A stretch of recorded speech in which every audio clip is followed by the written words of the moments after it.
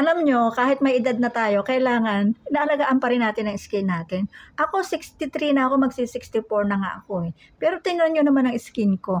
Wala pa akong wrinkles, walang melasma yan, walang dark spots yan.